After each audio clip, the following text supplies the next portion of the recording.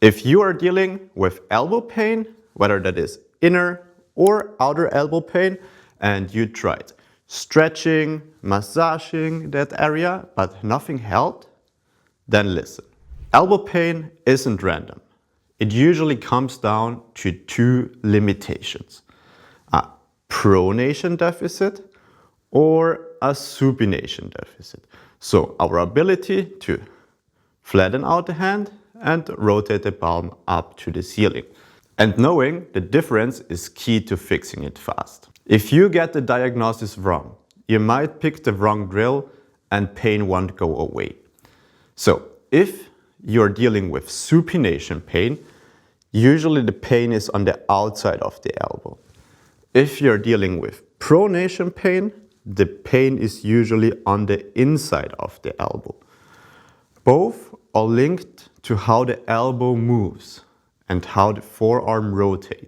Yes, the forearm rotates, it's not a hinge joint, the motion isn't straightforward, there is a rotational component, and we need to take that into account.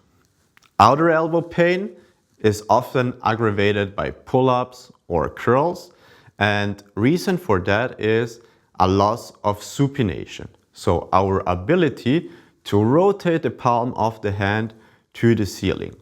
And reason for that is usually a lack of elbow flexion, so our ability to bend the elbow, and a loss of external rotation at the forearm. What does that mean? External rotation is just a rotational component that is needed when we need to bend the elbow so that the elbow joint can function regularly as it's supposed to. As I mentioned, it's not a hinge joint and it's not straightforward.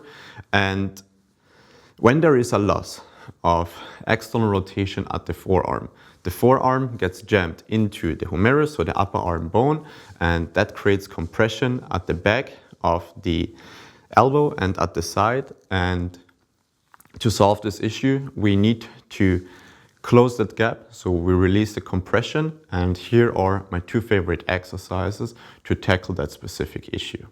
The hinged biceps curl. For this variation, we need to have a slight split stance, and the leg of the working side is going to be the rear leg, and this is also our heavy leg, so we want to have about 70% of our weight on that working side. Very important. The next thing that we're going to focus on is that the elbow faces away from us. Okay, so the elbow pit faces in the same direction as the forearm. Ideally, when we're looking at it from the front, the forearm is parallel to the ground and the upper arm is perpendicular to the ground, so pointing straight into the ground. When we're looking at the exercise from the rear, the lower back is nicely flat and extended, the rear leg is behind, and that upper arm is internally rotated, whereas during that curl, we relatively externally rotate the forearm, so we aim for supination, which will help to restore the motion at the elbow. This is the wide grip cable row with retraction focus. That means we're squeezing our shoulder blades with the elbows wide and the forearms, the hands in a supinated position, so palms rotated upwards. And as we drive the elbows behind the body, the upper arm needs to internally rotate. Exactly the movement that happens when we need to bend the elbow. Forearm supination and upper arm internal rotation. Very important with this exercise is don't lose your stack. So don't lose the neutral position of your pelvis and rib cage. So avoid overly extending or overly tucking your sternum. This will really help to drive the necessary changes to get rid of the elbow issues. Inner elbow pain is very common with chin-ups, pressing exercises such as dips and dumbbell presses, and usually it comes from an inability to pronate the hand. So turn the palm of the hand down, and If that's the case, that results in a loss of internal rotation at the forearm, so pronation, that movement where we rotate the palm down, and an inability to extend the elbow. And this compresses the inner side of the elbow, which we now need to release by restoring full elbow extension and forearm internal rotation, hand pronation.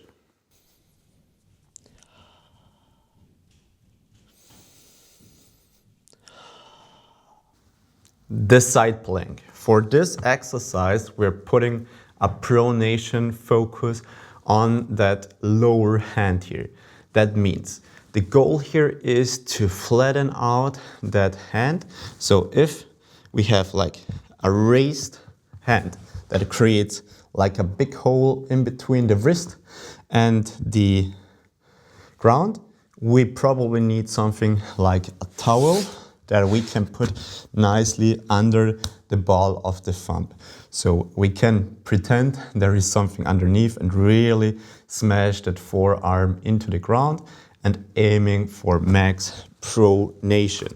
Now, with this exercise, the goal is to start in a 90-90 position. That means we are doing a 90 plank, a short plank, because otherwise it will be pretty hard. And when we're doing it in a short plank variation, our ability to stack the core will be improved.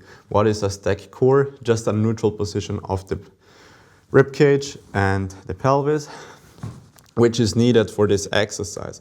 Because if we're overly extended or overly rounded, this exercise might not give us the benefits that we are looking for. So a stacked position of the core is key here, and we want to breathe as we're holding the exercise. That means we're aiming for long breaths out with the mouth open for about 4 to 5 seconds. We engage the side abs at the very end, and then we inhale whilst holding the tension on the side abs and go through a couple of breaths. Ideally 5 to 10 breaths, and really ensure to do this in a relaxed manner. Don't push yourself too hard. Also, with the other exercises that we're doing, less is more. The goal is to improve movement capabilities and not to progress it like a strength or hypertrophy exercise. The triceps extension with internal rotation. Now, for this particular exercise, we're choosing a cable single arm over shoulder triceps extension with emphasis on rotating the hand inward and fully extending, straightening the arm each rep, and really putting emphasis on that fully extended position each repetition. Ideally, we're trying to internally rotate ever so slightly more each rep, and you should feel like a relief sensation on the forearm. And what we should try to do with this particular exercise is to drive the elbows away from us, so reach the elbows forward so we feel some protraction and the serratus turn on. And we want to try to ensure that we are fixing the elbow, especially during the eccentric. We don't want the elbow to be pushed backwards. We want the elbow to be continuously pushed forward, and we want to go through the full range of motion with our forearm from full flexion, so full bend, to maximal extend, so maximum straightening of the elbow. If you're unsure which one to choose, then just test both.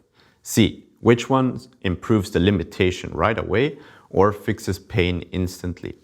Instead of just scratching the surface level, dig a little bit deeper, fix the underlying issue, and you're guaranteed to succeed in the long run, hopefully pain-free and with no more guessing.